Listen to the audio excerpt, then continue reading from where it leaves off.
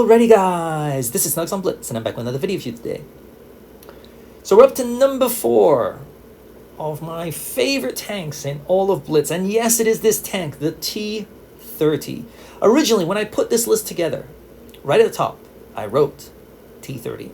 Because for the longest time, this tank was my favorite tank. However, when I went back to play all the other tanks on my list, I realized that while I still love it, other tanks have just surpassed it. This is one tank, though, I think that deserves a place in your garage. Why? What's a tech-free tank? So everybody can get it. Just have to earn credits for it.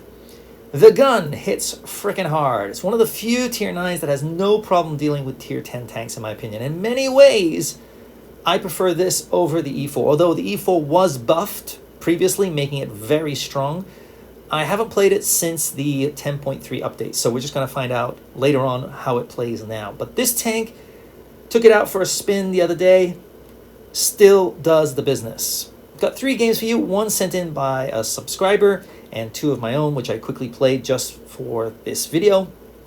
But yeah, this is a great little tank. Anyway, before we get to our first game, I would like to ask if you haven't subscribed, consider subscribing. It's completely free. It doesn't cost you a dime, a cent, a penny.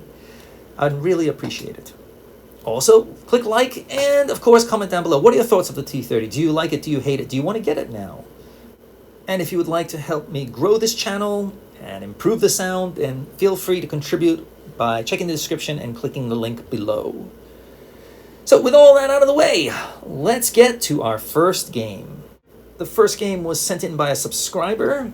It's a pretty dang good game, and it's perfect to illustrate what this tank is capable of. He's playing ratings, and he's got quite a good team. Thankfully, all his meds decide to head over this way, as well as the grill, so that's good news. He's got a lot of support, and he's heading over, in my opinion, to the right position. Why? Because, like every American tank, or most American tanks, I should say, this tank has good gun depression, so you can use the hilly terrain to just peek on over and do the business. This turret is very, very strong. The Patton, though, is an absolute coward, sorry to say. He doesn't know what he's doing. He's afraid to push on up. Don't you love it when your meds aren't going to spot for you, really? Okay, he's got a shot in here. Not an easy shot, so he changed to HE. Good decision. Patton's still afraid to push on up. He's got a Krav here as well, so it should be fine. And now watch this shot here. He aims in, aims in, aims in. Boom! Look at that. That's a lovely shot. Okay, so 2 shots, almost 1,000 damage. Nicely done. Krav is pushing up over there, which is lovely. He's going to cause all sorts of trouble. Patton, I think, has finally decided to get some cojones and push on up, which he should have done a long time ago. This guy just fired. Unfortunately, he hadn't fired both shells, so my buddy takes a hit. But I think that's a good trade. 650 for, what, 370 or something like that? I'll take that trade any day of the week. And my buddy's going to get a nice shot in here in a second. When this guy pulls back, look at this shot. Boom! Oh, it puts him on fire too. So, nicely done. Okay, now, the standard B here is about to push on down below. And he's going to pull a lot of tanks to him. There's 2 tanks there. I don't think the standard B knew there were going to be 2 tanks. And unfortunately, he's going to get absolutely wrecked for his decision. But my buddy is able to take advantage of it and unleash the pain. So with any luck, the standard B will be gone, and the other guy will be gone too. Yes, good work, Grill. And now this guy's all by his lonesome. So what I would do here is I would push on in. Yep, that's exactly what my buddy decides to do. So great minds think alike, I guess. Thankfully, the Grill also gets the message telepathically. And boom, nice shot. And here comes the Grill to say hello. Yep, and he's gone. So 6 versus 4. One of their other tanks is a 1-shot. So yeah, not looking good here. Hori decides to peek on over here. Not sure that was the best decision because 1 shot, 2 shot, 3 shots. Yep, he's almost dead. So I get that he wanted to stop the momentum, but yeah, he just lost almost all his health. So he's down to a 1-shot. 4 versus 3, but they are not looking healthy. The Grill's got plenty of health. He can push in, afford to take a hit if necessary. And my buddy's going to pop up from the side. Boom, boom. He's gone. They're down to 2 tanks. My buddy's up to 5k damage. And I mean easy, right? An easy 5k. It wasn't like he really struggled. Just waiting for the reload. And will he be able to do any more damage? There's only 1 tank left. Oh, something moved over there. And can he get him? Dang right he can. So, 5,500 damage. Not a bad little game. That's how you want to play the T-30, in my opinion. Use those hills, push him when you have to, or when you've got support. And yeah, a very solid game from my buddy. Had that been a normal game, that would have probably been a mastery. Anyway, moving on to our second game. And we're on Vineyards. It's definitely not as good as his game, but I think it illustrates what this tank is capable of in certain situations. That's why I wanted to share it with you. You're going to see why. Now, we're on Vineyards, which is a map that has been out of rotation for a while. I understand the thinking behind the rotation concept. However, ironically, I think it's made it harder for newer players. Why? Well, newer players have not played this map for a while. They've either forgotten the good positions, or they've maybe never even played this map. So they're at a total loss with what to do. And good players, or players who are experienced, have played this map a lot, know exactly the positions to go to, how to use the map effectively. So in my opinion, it gives an advantage to the good players, and the newer players are at a disadvantage. I'm seeing a lot of tanks going to town, which I do not think is the best decision on this map. You can get trapped in there, and there are 2 bases out here that they can pinpoint them. So yeah, once you're trapped in there, you're gone, generally speaking. No shots. So do we have any tanks flanking around? Well, if somebody took A and they're getting C, what I'm going to do is I'm going to support my meds here. There are 2 of them over here, and they've got a lightly armored tank to deal with. Together they should be able to rip him apart. But maybe, there's the Yag Tiger. Do I have a shot? No, I don't. So, I think I'm going to push on in here.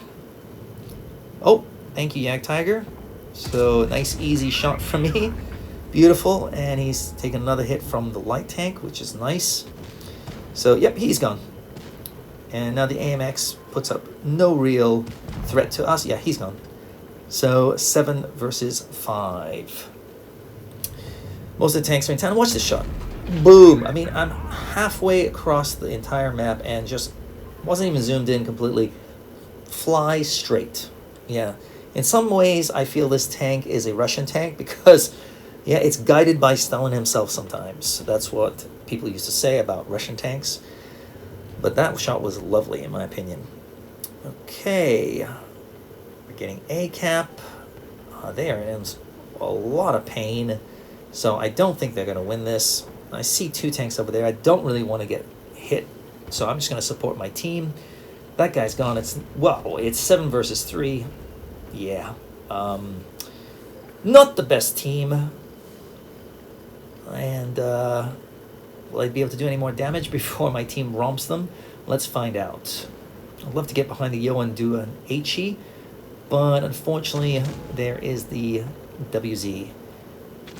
And he just fired, so... he was about to fire. Focus on somebody else, so that's nice.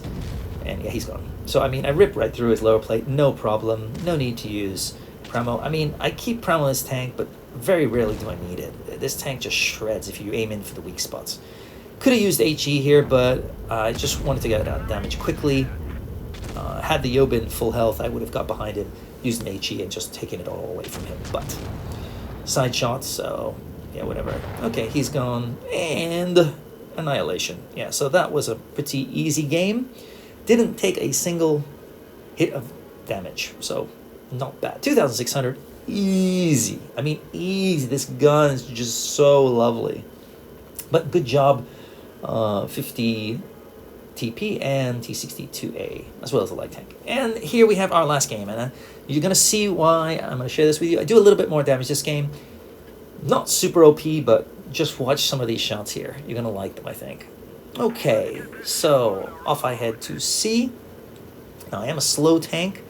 I know that. But, yeah. If you're playing this like a tank destroyer, you're playing it wrong. This is a heavy tank.